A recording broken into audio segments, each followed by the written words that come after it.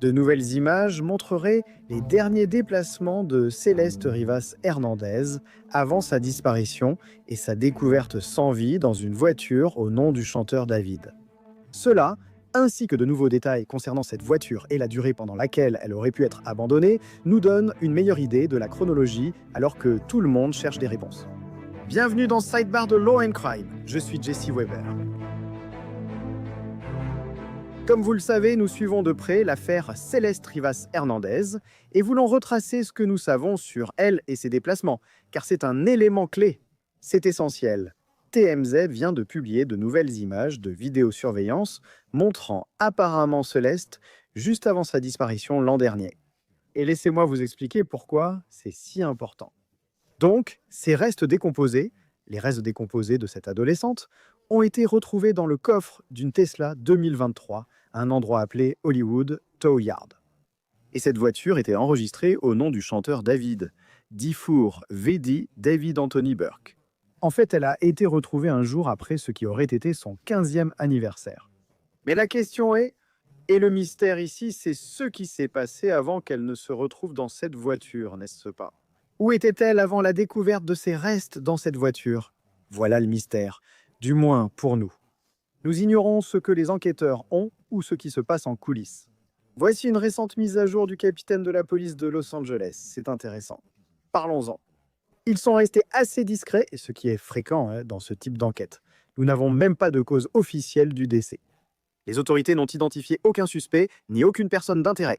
Cela inclut aussi David. Il n'a officiellement été impliqué dans aucun crime ni aucun acte répréhensible. Je veux être clair à ce sujet. Mais en ce qui concerne Céleste, la victime dans cette affaire, où était-elle? Que faisait-elle? Eh bien, il a été rapporté que Céleste s'était déjà enfuie de chez elle à plusieurs reprises.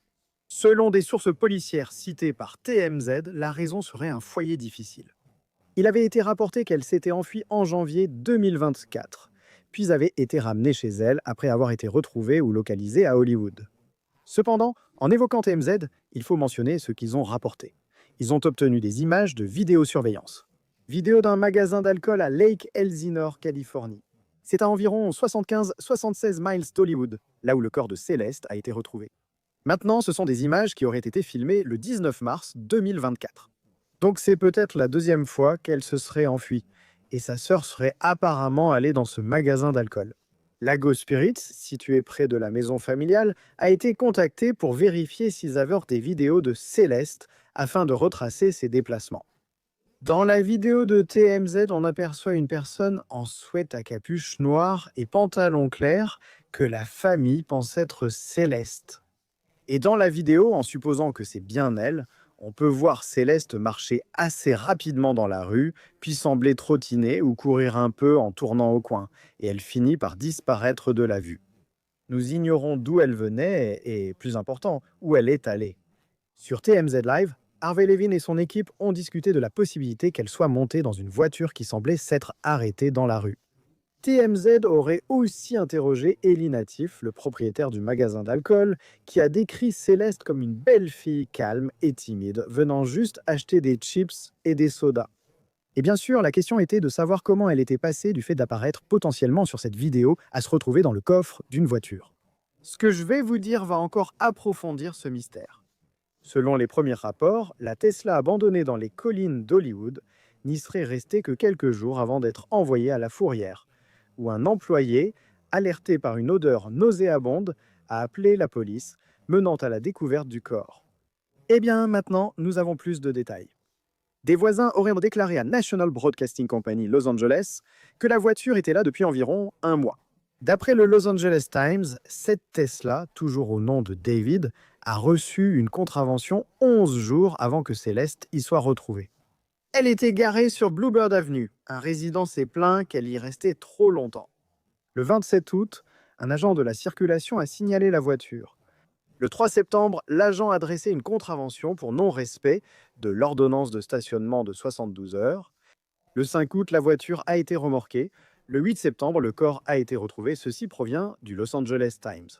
Si l'on considère le décès de Céleste, sa cause, le temps passé dans la voiture et la décomposition, la chronologie a changé.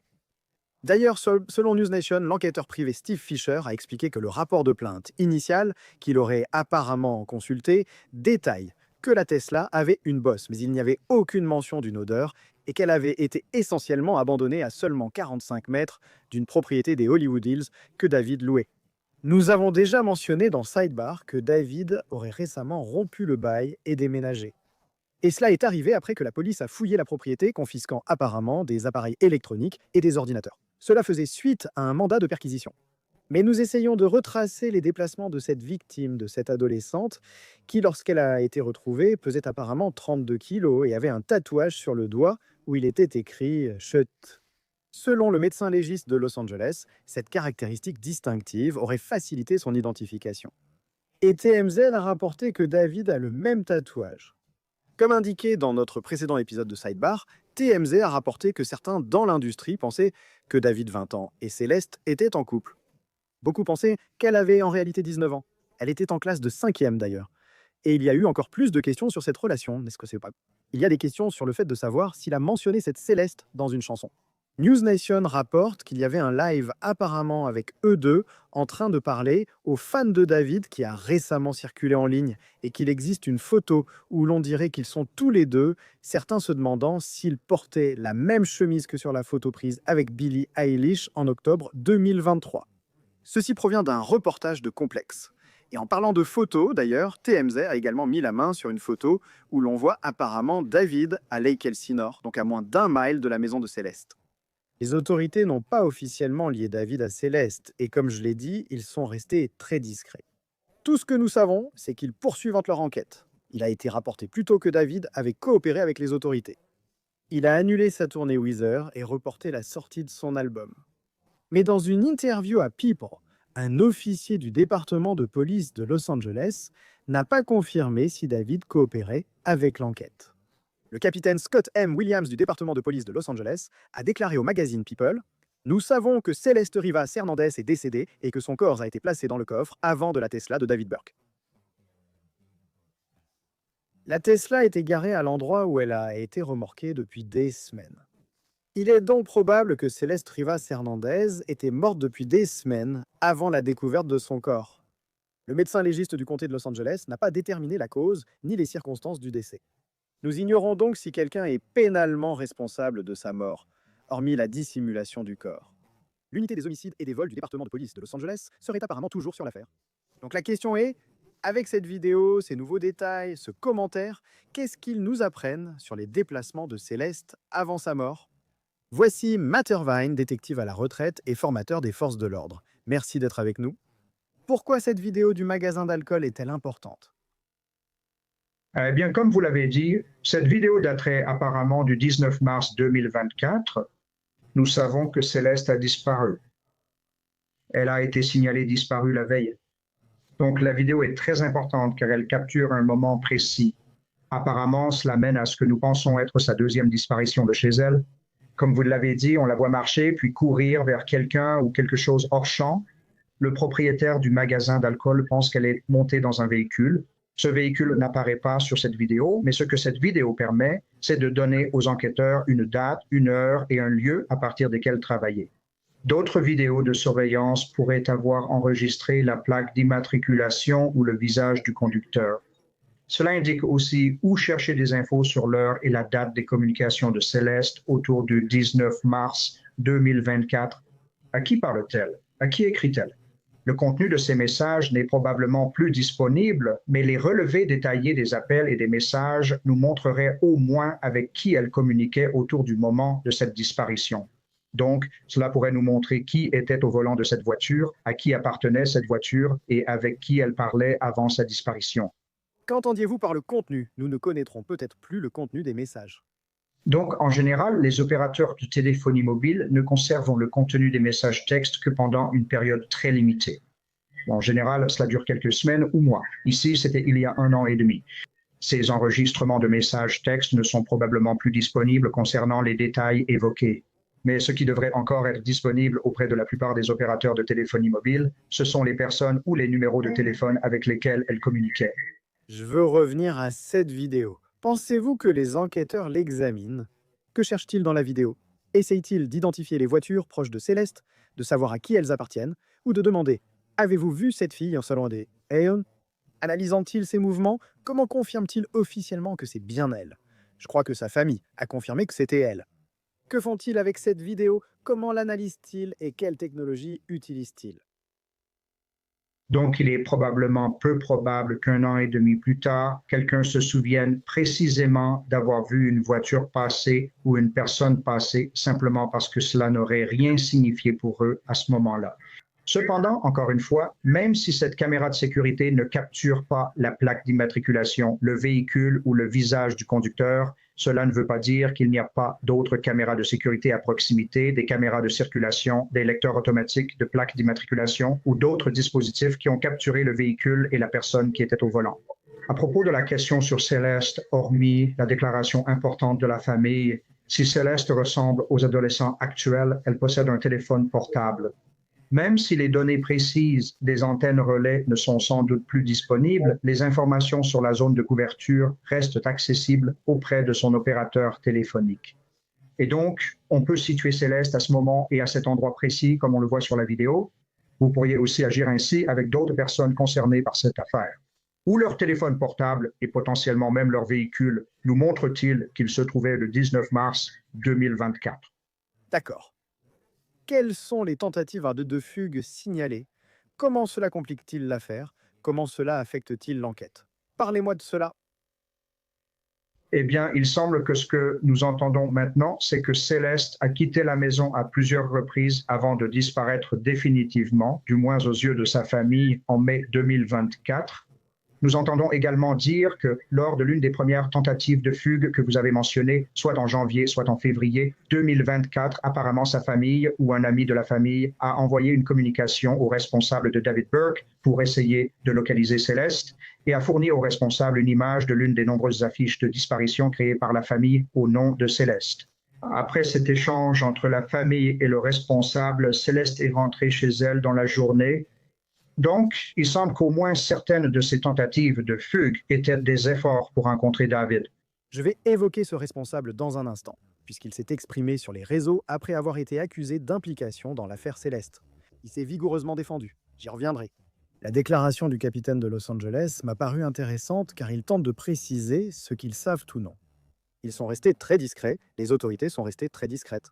Mais même suggérer qu'on n'est pas sûr qu'il y ait une responsabilité pénale au-delà de la dissimulation du corps, n'est-ce pas? Cela laisse entendre qu'on ne sait même pas avec certitude s'il y a eu un meurtre, un homicide, que cela pourrait résulter d'autre chose. N'est-ce pas significatif? Je veux dire, j'ai trouvé cette déclaration importante. C'est très préoccupant et cela suggère qu'au moins à ce stade, ils n'ont pas été capables de déterminer la cause du décès. Et cela peut être dû à l'état avancé de décomposition, qui est probablement le résultat du fait que cette pauvre enfant est restée morte dans le coffre avant d'un véhicule, dans un environnement très chaud, pendant, d'après ce qu'on entend, peut-être jusqu'à un mois. Parlons-en car cette voiture était là depuis au moins 11 jours auparavant. Nous ne savons pas quand le corps a été déposé. Déposer un corps dans une voiture dans un lieu public comme celui-ci doit être assez difficile. Des rapports signalent que la voiture a été remarquée. Cela donne une chronologie de sa mort et du temps passé dans la voiture, surtout en tenant compte de la décomposition. Au final, dans quelle mesure les autorités pourront-elles préciser la chronologie du décès? Eh bien, encore une fois, comme vous l'avez dit, nous ne savons pas exactement quand elle a été placée dans le coffre avant de ce véhicule, mais nous entendons maintenant dire que cela pourrait remonter au début du mois d'août de cette année ou environ un mois avant qu'elle ne soit découverte. C'est cohérent avec certains des rapports que nous recevons concernant les communications que Céleste avait avec ses amis, qui semblent s'être arrêtés vers la fin juillet ou au début du mois d'août de cette année. Il est donc fort probable que c'est à ce moment-là que la vie de cet enfant a pris fin. Le fait qu'il ait été rapporté qu'elle ne pesait qu'environ 70 livres lors de son autopsie, je pense que c'est significatif. C'est une enfant qui, d'après les avis de recherche, pesait environ 120 livres ou plus de son vivant. Donc, cela suggère qu'elle était décédée depuis un certain temps et qu'une décomposition importante avait eu lieu avant qu'on ne la retrouve. Au début de notre couverture, on pensait que la voiture était là depuis seulement quelques jours. Un des scénarios envisagés était que la personne responsable n'avait peut-être pas eu le temps de passer à l'étape suivante, déplacer la voiture ou agir sur le corps. Mais si maintenant on écoute ça et que cette voiture est restée là pendant une longue période, ça ne vous dit pas quelque chose, que ce soit qu'il voulait que la voiture soit retrouvée, qu'il voulait qu'elle reste là, ou qu'il n'avait pas la possibilité d'y accéder à temps. Mais si la voiture est restée là pendant une longue période, cela ne vous dit-il pas autre chose sur la personne qui a pu faire ça? Ou peut-être pas sur qui l'a fait, mais sur les motivations ou les actions de la personne qui a mis son corps dans la voiture? Eh bien, ce que cela suggère, c'est que la voiture a été abandonnée dans ce quartier de Los Angeles à peu près au moment où l'emploi du temps de David Burke l'aurait amené là. Oui, je précise cela, car Cable News Network a rapporté qu'il a commencé sa tournée début août et devait partir en Europe le mois prochain. Ça a été annulé. TMZ a révélé qu'il avait un spectacle à San Francisco fin juillet, la tournée officielle devant commencer le 5 août à Del Mar. Je pense que c'est la chronologie. Parlez-nous-en. Eh bien, encore une fois, ces premières dates de tournée étaient toutes dans des villes de la côte ouest, dans des endroits où il pouvait vraisemblablement retourner à Los Angeles sans trop de difficultés. C'est vers le 15 août et pendant quelques semaines après cela, il est assez solidement dans la partie est des États-Unis, au Canada et je crois dans un ou deux États du Midwest. Tous ces endroits avec des tournées pratiquement consécutives, c'est-à-dire presque chaque soir, rendraient très difficile pour David Burke de retourner dans la région de Los Angeles. Donc, je ne sais pas s'il y avait une intention de faire découvrir le véhicule ou le corps, mais il semble qu'à partir du 15 août, il aurait été très difficile pour David Burke de retourner à Los Angeles pour quelque raison que ce soit, y compris pour déplacer sa voiture. J'allais justement vous poser la question. Quand on cherche à retracer ses déplacements et la chronologie, est-ce difficile à faire? À quel point son âge complique-t-il la situation? On parle d'une fille de 13-14 ans et il y a quand même des limites à ce qu'elle pouvait faire toute seule, non? Contrairement, vous savez, à une personne de 25 ans, par exemple. Quand vous essayez de retracer ses déplacements, est-ce que ça compliquait les choses pour les enquêteurs? Ça peut compliquer les choses dans le sens où, comme vous l'avez dit, c'est une enfant. Elle n'a pas tous les attributs de l'âge adulte autour d'elle. Très franchement, il semble que tous les attributs qu'elle avait lui ont probablement été fournis par des adultes qui facilitaient et encourageaient ce comportement. Il a été rapporté, par exemple, qu'elle avait de fausses pièces d'identité. Ce n'est pas quelque chose qu'une élève de 5e de Blake Elsinore obtient toute seule. Elle n'avait ni travail, ni argent, ni moyen d'obtenir seule une fausse pièce d'identité capable de tromper un videur à Hollywood. Donc, oui, tu as raison, elle n'a pas beaucoup des attributs de l'âge adulte, mais il est presque certain qu'elle a un téléphone. Et un téléphone est peut-être le moyen le plus simple de créer un historique des déplacements de quelqu'un. Je veux, je veux revenir au manager. Donc, c'est rapporté par Los Angeles Magazine que le manager de David, Josh Marshall, s'est mis sur la défensive sur TikTok après que des gens l'ont accusé d'être impliqué dans ce qui est arrivé à Céleste. Après l'intervention d'un détective privé qui a mentionné ce mail de 2024, où des gens informaient Marshall que Céleste avait disparu avec David, il n'a jamais répondu à ce message. Le manager n'a pas répondu à l'email. Céleste serait revenue le lendemain. Mais encore une fois, il semble que cela ait poussé des gens à faire des accusations avec un compte censé être celui de Marshall, qui répond en ligne à tout cela. Comment pouvez-vous dire cela sans preuve? Il a précisé dans une déclaration détaillée. C'est une période difficile pour ma famille. Père de 3 enfants, sans email ni colocataire. Je vis avec ma femme et mes enfants. Ma fille est de 14 ans, cette nouvelle touche beaucoup de vie. Je n'ai reçu aucun email, je n'étais pas informé et je ne vis pas en Californie. De plus, je travaille à distance 95% du temps et mon travail ne m'oblige pas à avoir beaucoup d'interactions avec mes clients, ni avec David, car il y a beaucoup d'autres personnes qui travaillent avec lui au quotidien, pas moi.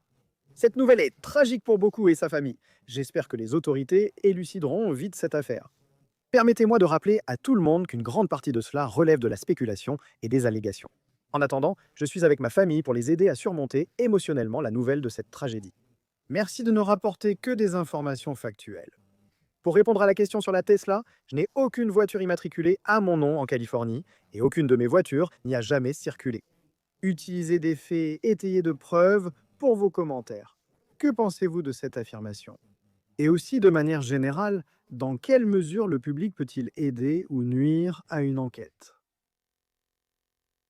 Ce sont vraiment des questions importantes. Le responsable a tout à fait raison de dire qu'il y a beaucoup d'informations rapportées dans cette affaire qui ne sont pas vérifiées. Une grande partie des informations concernant cette affaire circulent sur les réseaux sociaux et sur des sites qui ne procèdent pas à une vérification rigoureuse des faits. Cela dit, comme cette affaire a attiré plus d'attention, il y a maintenant davantage de reportages provenant d'institutions comme le Los Angeles Times, comme National Broadcasting Company, qui effectuent une vérification des faits assez rigoureuse et s'assurent de vérifier les informations avant de les publier. Ce qu'il savait quand il l'a su, et s'il a reçu cette information, c'est justement pourquoi les mandats de perquisition existent. J'imagine qu'en plus du mandat de perquisition pour la résidence, le département de police de Los Angeles a aussi émis des mandats auprès des entreprises de télécommunications, d'accès à Internet et de réseaux sociaux pour suivre la trace électronique dans cette affaire. Nous allons rester attentifs à cette affaire. Nous allons continuer à la suivre et voir ce qui se passe. Merci d'avoir pris le temps. J'apprécie vraiment. Merci, j'apprécie cela. C'est tout pour l'instant sur Sidebar. Merci à tous de nous avoir rejoints. Et comme toujours, abonnez-vous sur YouTube, Apple Podcasts, Spotify ou partout où vous écoutez vos podcasts. Vous pouvez me suivre sur X ou Instagram. Je suis JC Weber, je vous retrouve la prochaine fois.